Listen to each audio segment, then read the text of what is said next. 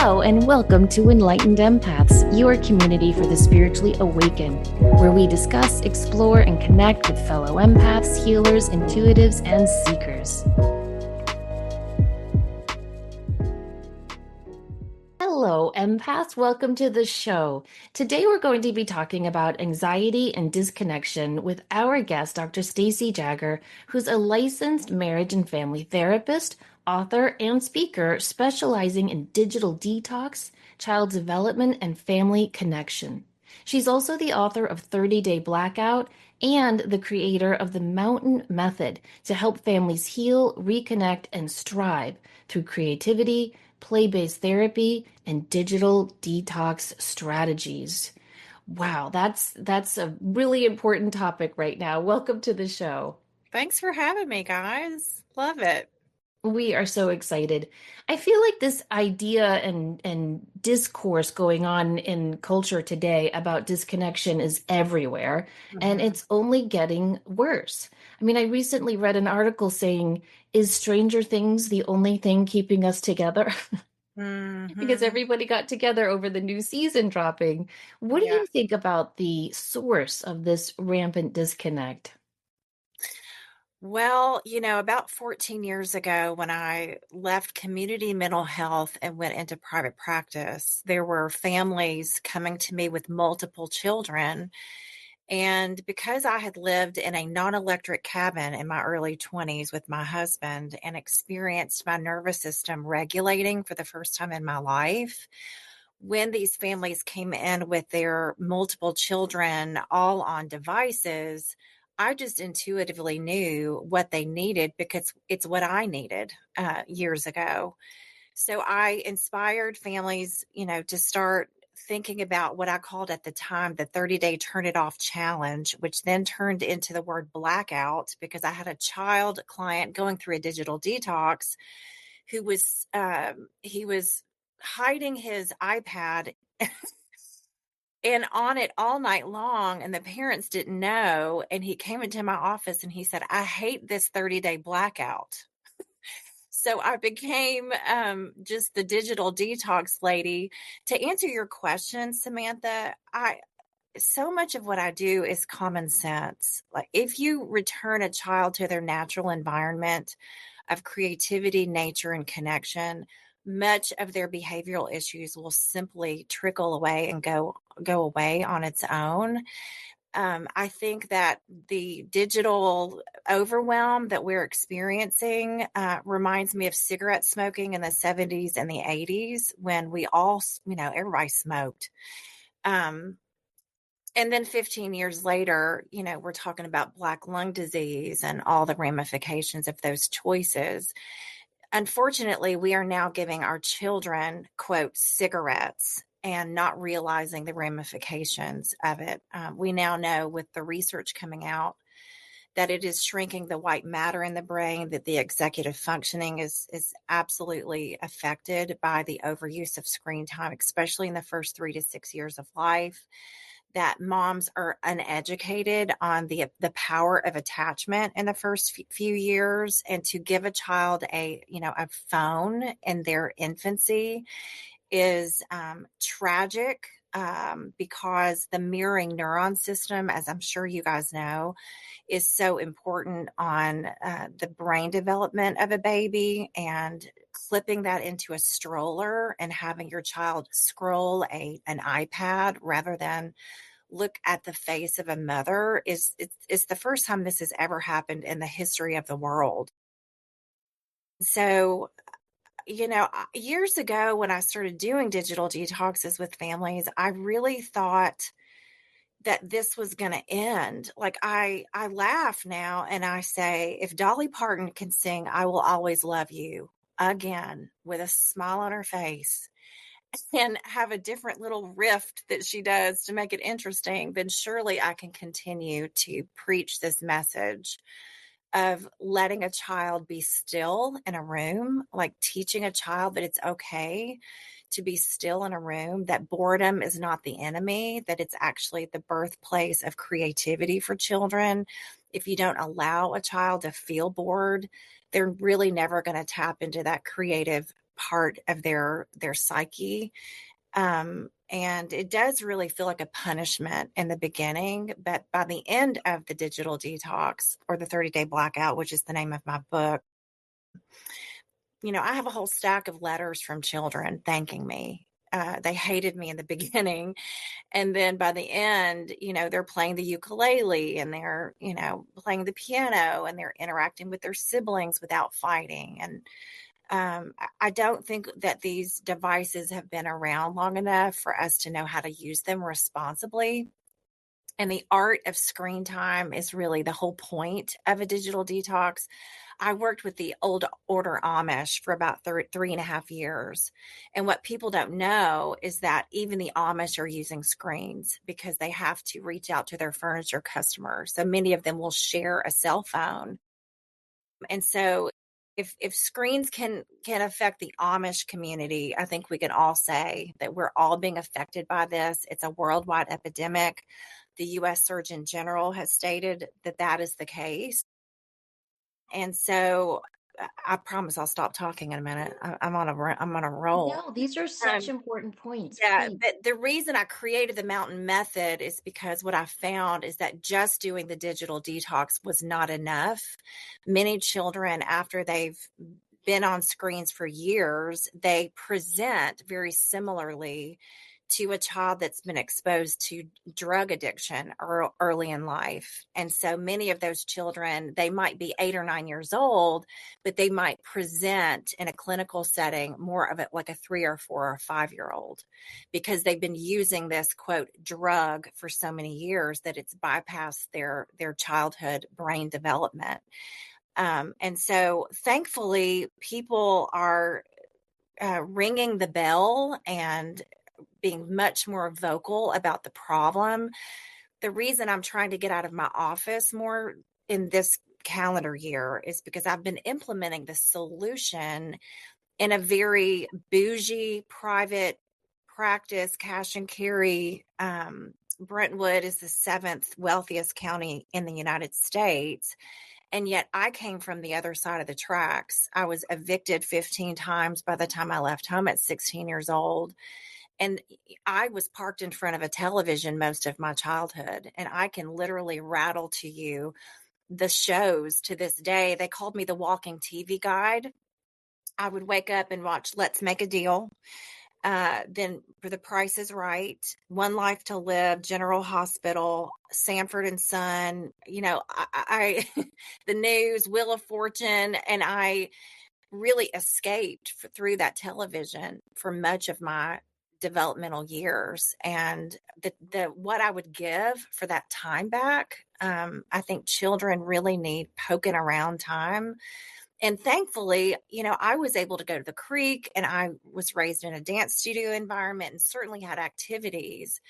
I cannot imagine having a cell phone in my hand at that age. There is just, I literally can't imagine it. And I'm not even getting into the child sex trafficking and the predators that are unfortunately finding children in their bedrooms and communicating with them without parents knowing. And so, in a way, we don't need white vans to come kidnap our children anymore, because it's happening under our own roof.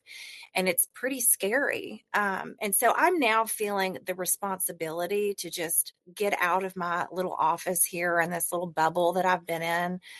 I feel very incongruent, if I'm completely honest, being in such a wealthy environment because of the way I was raised. Right after the school shooting in Nashville, there was a family that raised a significant amount of money for me to have a scholarship fund to underwrite children that need trauma informed services in this area. And it also provides dance, art, and music classes for underprivileged kids, because what we know about trauma and cyber trauma, which is a kind of a word we can discuss if you'd like, but for kids recovering from that, we know that art, music, creative writing, dance is just as effective as seeing a trauma informed therapist, because you're moving that trauma out of your body.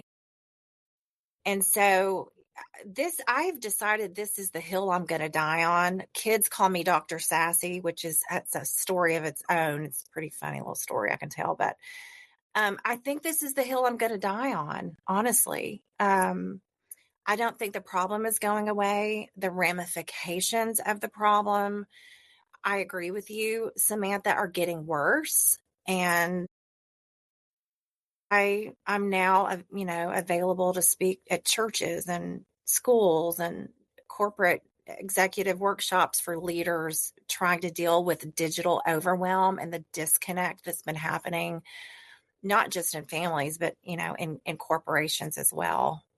So This I think is I all think I can take a breath now.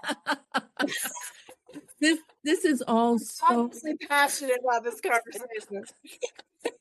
it's so vital though, and it's a great hill to die on. This is your hill because we can feel the passion when you're talking about this. And my children are adult people, obviously, and and I was talking to them the other day, and I said, I'm so grateful none of this existed when you were little tiny people. But I remember when they were in early elementary school, that's when the big push came for computers and all of this stuff, and everybody was on board. This is the way. This is what we need to do. When you look at it historically, that's such a short period of time. Mm-hmm. And the other part to that is that, when you talk about the brain chemistry and the dopamine rush that people get from that bing, that instant hit. I read an article the other day and they were talking, not just children, but people in general. There's no need to wait for anything. There's no patience. There's no neural development in learning to be with yourself because everything is so instantaneous. Mm-hmm. And when you touch on that movement and that creativity, I remember years ago I was talking to an art teacher, and he had got all these kids into prestigious schools. He had really loved it. He was a professional clay maker, the whole thing. And he said, Denise, they don't want to draw anymore. They don't want to sketch. They don't know the color blends. They don't feel the color anymore. They Mm-hmm. want to just do it digitally. Mm-hmm. So what are some things that we can do? Because I don't think this is limited to children. I Mm-hmm. think, and I'm embarrassed by how many times a day I grab my phone. And sometimes it's boredom. Sometimes it's, oh, I need to look that up.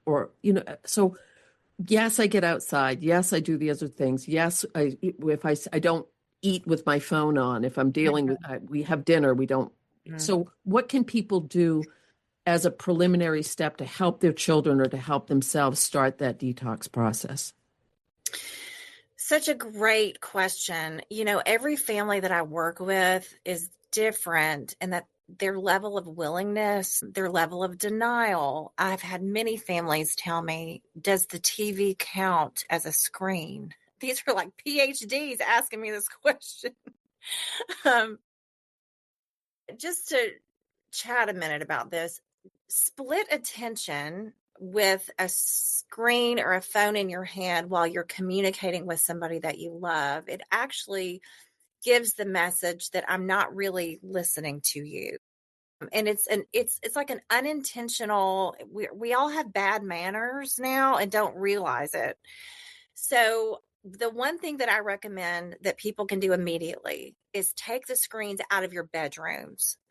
So if you can take the screens just out of your bedrooms as a first step, and there's a detox to that, because there's so many people that are scrolling their phones and their iPads in the bed, and many children that I'm seeing are scrolling until the battery dies, which is why parents don't understand why their children are not getting good sleep.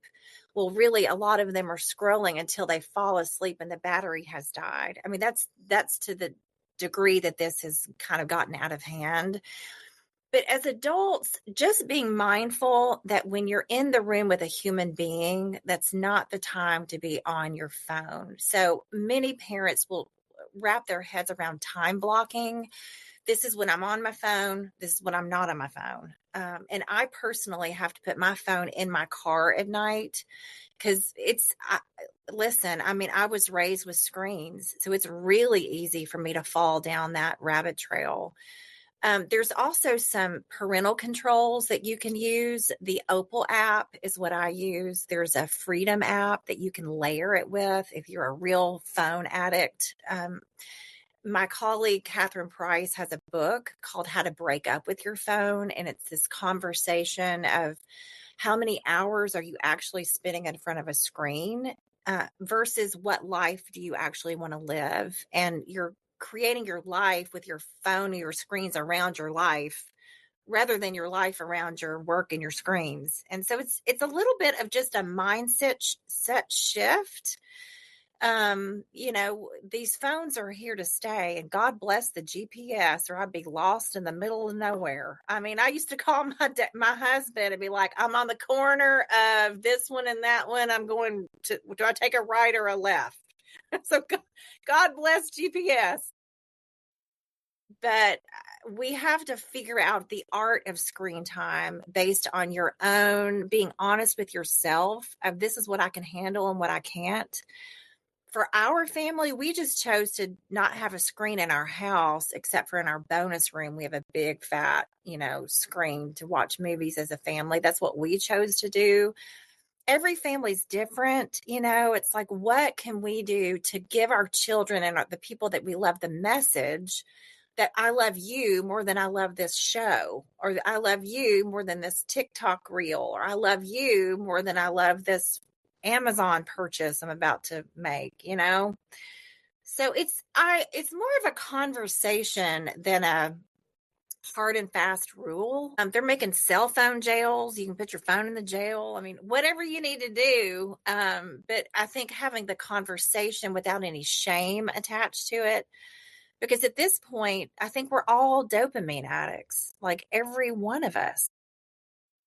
It sounds like quitting cigarettes, like for some people, they can go cold turkey, and other people need to do a step down process and they're still chewing nicotine gum 20 years later. So it sounds like you have to tailor this to your needs and your family's needs. I think the parental controls on a phone, that is so important. I got my kids' phones when they were in middle school because I needed to in terms of pickup and Yeah. activities. But I had a techie friend who put so many restrictions, and it's not on their phone because they're older now, so obviously they've had different phones. It's connected to the cloud. And Stacy, it is to the point where my children are, most of them are in their 20s now. They can't look at a bathing suit on Victoria's Secret because I don't know how to get rid of the parental controls. It's hilarious. And I don't, at one point I've got to go find a genius at some Apple store. I don't know. But I think, having those parental controls is important because like you said, I mean, they can type in anything. Sometimes you can type in something innocuous and, a triple X site will come up and you're like, oh crap, I didn't know that was connected to this. So that's really, really important. And this affects everyone. I remember a couple of years ago, the priest at my church, we always give up something for Lent. And he announced that he was going to give up screens. And I'm thinking, well, you're a priest, you're solitary, you know how to give up a lot of important things. I don't think this will be hard for you. Mhm. Every Sunday throughout Advent, throughout Lent, he was just bemoaning how hard this was. And he compared it not to giving up cigarettes. He was like, I feel like I'm giving up heroin. Like, what do he really struggled with it. And I found that so fascinating. We The all drug is in your own body. Yes, yes, yeah. And I wonder what it's doing to our anxiety. I feel like it's increasing our anxiety because we feel we have to be connected or we have to know this. And we're also getting all this news that we wouldn't have gotten 20 years ago. We don't Mhm. need to know everything going on in the world. Do you think it's enhancing anxiety? I want to address the news thing. You can disable the news on your phone because I worked with the Amish, just so you know, they know the news too. Like everybody hears the things eventually, even the Amish on their buggies. So you don't have to have the play by play. Like you really can disable that. You're going to hear the news somehow from somebody. To address the anxiousness piece, everything I do in my practice, I do through the lens of the autonomic nervous system, because what I found is that when I started teaching people about their own nervous system, everything started to make sense. So in your autonomic nervous system, I'm sure you guys already know this, but there's the sympathetic and the parasympathetic branch. There's two branches of the parasympathetic, the dorsal and the ventral. The ventral branch of the parasympathetic nervous system, we call the heart space. That's when you feel creative, compassionate, connected to yourself and others, grounded, poised, and all of the things that we feel post yoga class kind of thing. When you think about your window of tolerance, we all have to be sympathetically and parasympathetically activated, or we won't get up in the morning and we won't go to sleep at night. But when we are outside of that window, that is when we're feeling anxious or depressed. And even further outside that window is when you're experiencing rage or a total shutdown, and kids or families or individuals that want to die. So when you look at it through that lens, the big question is, what do I need to do to stay in my window of tolerance? And for me, and I am just speaking for me, I cannot walk into a home with TVs and screens on. It's very important for me when I come home that I'm not looking at a screen. And that keeps me in my window of tolerance. I can have a movie night with my children once a week or something, or go to the movies, and I'm fine. If I have the Opal app on my phone and I'm checking my phone a few times a day, especially in the morning and the evenings, but I'm kind of ignoring it most of the day, I'm staying in my window of tolerance. If I'm outside walking at least 30 minutes a day, going to the YMCA to my Zumba class, y'all, I love Zumba. I'm just telling you, I can't live without Zumba. If I'm moving my body, if I'm giving myself some time to do some journaling, I can be in my window of tolerance. But at the point that I am overstimulated and I have allowed myself to scroll. There's no limits. I haven't gotten any exercise. I haven't seen the light of day. I haven't had any time with, humans. I can feel myself shutting down or getting very angry. And I'm in touch with myself enough now to know, like, I'm out of sorts and I need a reset. I have found though that without this kind of language, people are just popping pills and SSRIs, and I got to go to the doctor because I need Xanax, and I get it, because nobody's explained to them their own nervous system and what's actually happening, and giving them some tools of, you have your own brain and nervous system in your own body. You have a relationship with yourself. You can actually listen to yourself and figure out, what do I need to do holistically to find my window of tolerance? And I'm not against medication, but man, I mean, it's, I work with kids, and like, these people are just throwing pills around like it's candy. And it really doesn't actually solve the problem. If it did, then I wouldn't talk about it, but it's not actually solving the problem. It's kind of just masking the problem. And I don't even know what was the question. I've been talking for 20 straight minutes. I don't even know what the question was. Well, I'm going to jump in on that, because I think you made a really, really important point, Stacy, about your tolerance.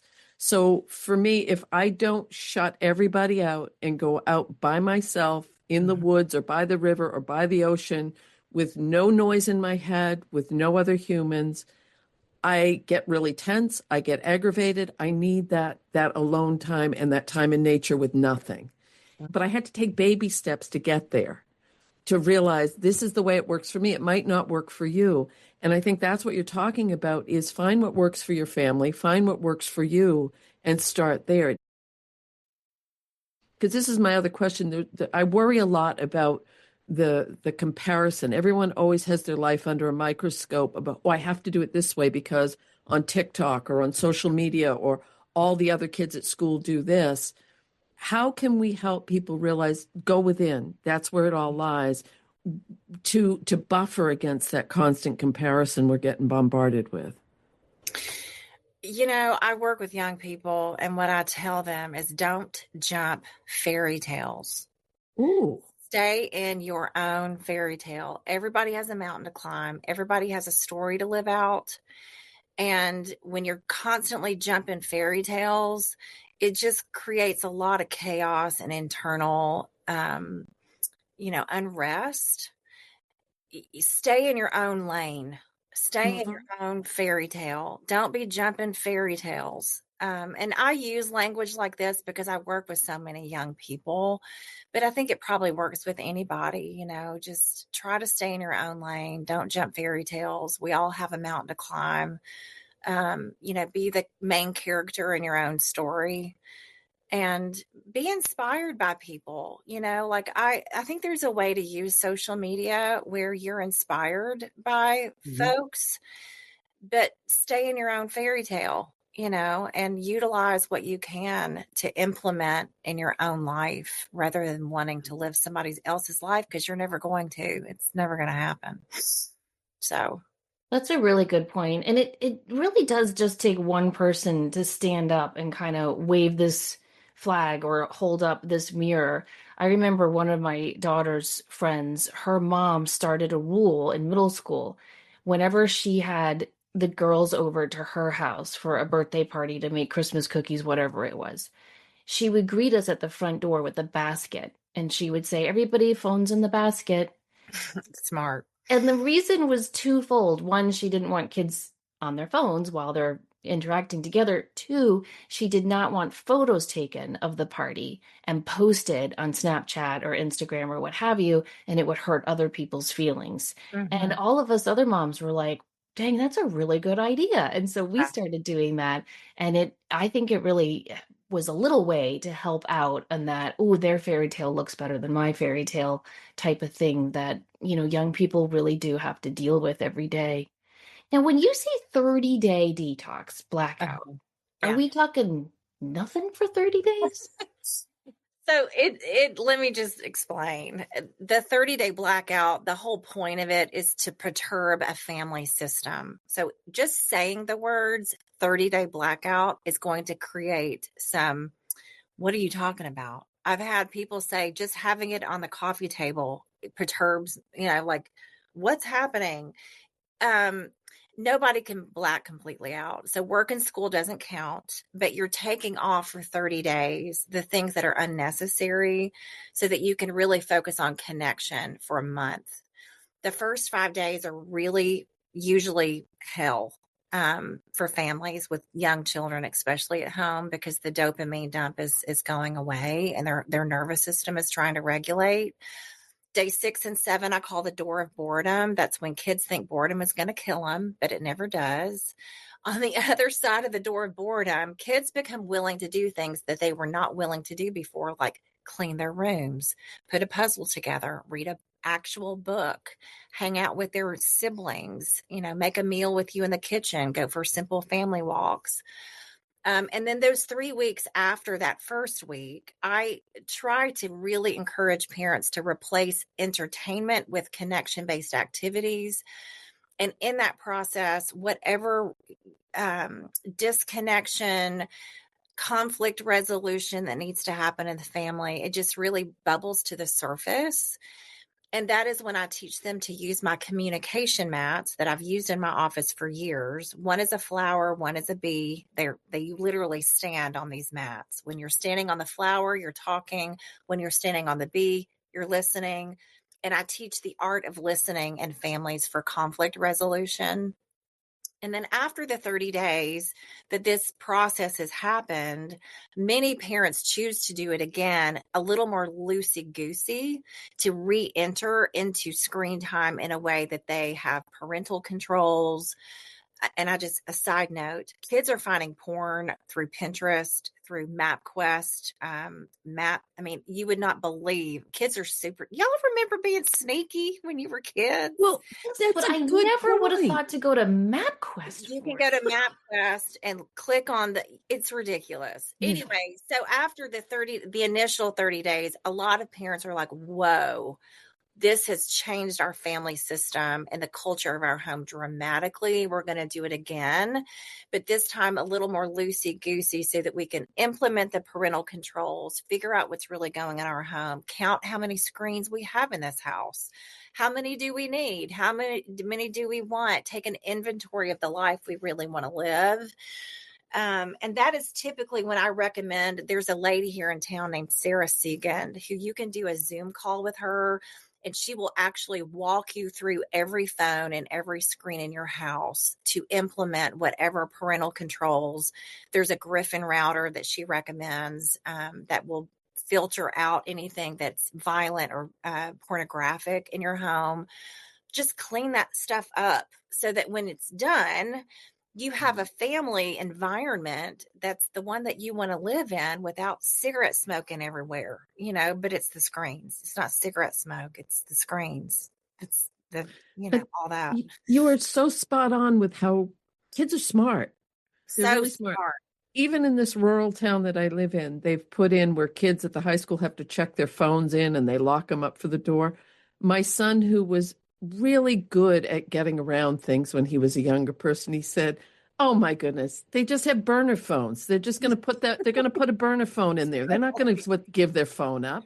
Y'all And it was remember being kids? I right. was as sneaky as they came. But that same son, when he was, that used to be, and I know we're not supposed to use the word punishment anymore, but a deterrent for behaviors that weren't wonderful. I would say no screens. And it would piss him right off. He would just get pissed and he would say things like, "Well, I have a digital watch. That's a screen. Can I look at my watch?" And it was just like everything. And it was always, but it took exactly that time frame. And by the time we got off it, it was time to wean it back in. So I think that's a really important part of this as well, is when you start to wean it back in, make sure that you've established some alternate behaviors and choices, because they're missing out on so damn much of growth and development and lifelong, the whole thing in education. We're building lifelong learners. Well, you need you need to be multimodality. You need to be everything. You can't just focus on one aspect. All right. That's my soapbox. I'll be quiet. And, I tell kids, you're never going to want to go back to your favorite day of TikTok. Mm-hmm. You're never going to want to go back to your favorite day of Instagram. You're going to want to go back to your favorite day that you were, riding a bike with your dad, or on a boat with your mama, or making grandma's favorite apple pie recipe. When you're using your five senses, that's when you really remember things. And so with children, usually around week 2 or 3, they start to become willing to hear what I'm saying, and it starts to sink in. But at the end of the day,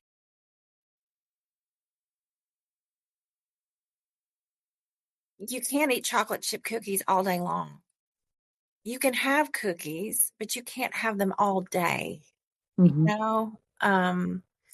So how many chocolate chip cookies can you eat and be okay with that? That's kind Just of as a a real conversation. quick, is there a difference when you're dealing with neurodivergent kids who are addicted to screen time, or who have been using it as a communication tool or using it as a reward system? Is there a difference in the detox process based on that? Great question. I am a believer in technology with neurodivergent children Mm-hmm. because many of them, they do not have the capacity for the same type of capacity for connection and emotional awareness. And the brilliance of technology is that there's so many apps and so many ways that they can tap into that part of them without it's extremely helpful for high functioning autistic children, is what I'm trying to say. So I listen to me clearly. I'm not anti-tech. I am pro childhood, and I am pro balance around the art of screen time, so that you only get 12 years to be a kid. I mean, think about that. When you turn 13, you're individuating to become an adult. And how many hours in that first 12 years do you want to spend in front of a screen? It's math. How many hours do you get to decide, or as a parent, you get to decide for your kids. And for us, how many hours, look at your day and go ahead and decide, how many hours do I want to spend in front of a screen? How many hours do I want to spend moving my body? How many hours do I want to spend outside with my husband, with my children? And it's a conversation to have, and go ahead and decide on the front end, because we're all like, we're on a screen right now. Like, look at us. I'm grateful. Like, I don't have to go see you in New England. I don't want to be on an airplane. I don't even like airplanes. I know we have to wrap up soon, but you were saying about the brain growth and how it's affected, and 8-year-olds are at a 3-year-old level, if I was hearing that right at the beginning. And I would love for you to tell us more about that. My daughter and I were watching a documentary on World War II over the break, and she was like, Mom, these are all 18-year-olds. She's like, I can't think of one 18-year-old guy who could do what these men are doing. And we were just talking about how kids seem to be staying kids a heck of a lot longer now than before.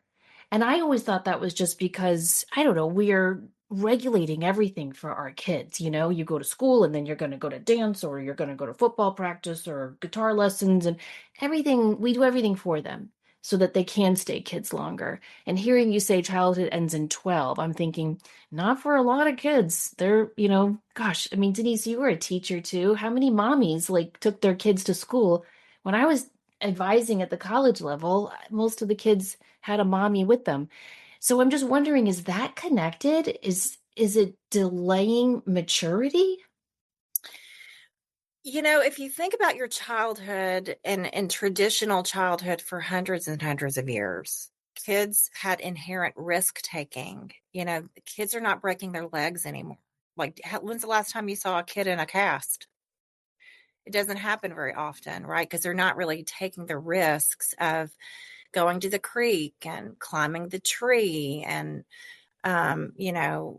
running around where you're going to hurt yourself, right? There's risk involved. And without risk, there's no confidence building. And with kids just sitting, moving their thumbs or their whatever they're doing to sit in front of a screen, they're not taking the risks in order to feel the confidence to go to that next chapter of their development. Now, this can be argued because you can, quote, take risks with video games, that's a whole different conversation for a different day. But I can just speak from my clinical experience that many 14-year-old girls present more like an 8-year-old. Many 16-year-old boys are presenting more like a 10 or 12-year-old, because the lack of interaction, conversation, and risk taking, the screens have bypassed that.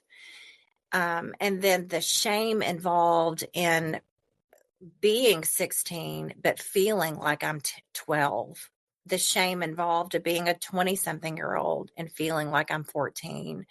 So much of the work I do in a clinical setting is I simply meet the child at their emotional age, and I help them grow into their current chronological age without any shame attached to it, while inspiring the family to step away from the overuse of screen time so that risk taking can be re-implemented into their daily lives. Yeah, that's so fascinating and kind of sad to think about, isn't it?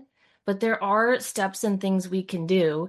Tell people about some of the programs you have coming up that can help parents and all of us, really. Yeah, well, I'm here in Nashville. My practice is Music City Family Therapy, and we're a small boutique practice.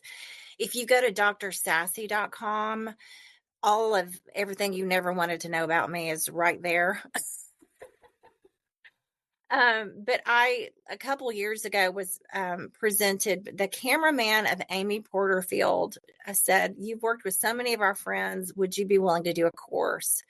And so the mountainmethod.com is that course that I created. And I put literally all of the knowledge and the information that I've been implementing in a clinical setting in that course. The first 14 days are completely free. It's a 3 to 6 month journey, transformational journey for families. It's really designed to break generational patterns, because you think it's about the screens, but it's really about disconnection. And so that course is a resource. And then many people get a little overwhelmed with the digital detox in their home, and they'll reach out to me personally, to have a coach guide them through it, and that's an option as well. Wow, that's fabulous. Is the course a mixture of like videos and you get what am I Homework, it's homework? very step by step. It's a 5 phase model that takes 3 to 6 months to go through. Yeah. That sounds amazing. And everyone can find that on drsassy.com. And you can also go to the mountainmethod.com if you want to take that Beautiful. course. Yeah. Thank you. Yeah. Great. We'll put those links in the show notes. Thanks so much for coming on. You've given us a lot to think about. Well, thank you for letting me toot my horn. I appreciate it. It's an important horn. It really is. It really We need is. this. Yeah, and I was just going to say you need to come back on because I want to hear about your time living off the grid and working with the Amish. So I would love lots. to. Y'all are fun to chat with. Let's do it again. Definitely. Thank you so much. Again, it's drsassy.com or mountainmethod.com. Thanks so much for listening, guys. Remember, as always, to show up, do great work, share your light, and shut off your phones. Take Have a care. great week.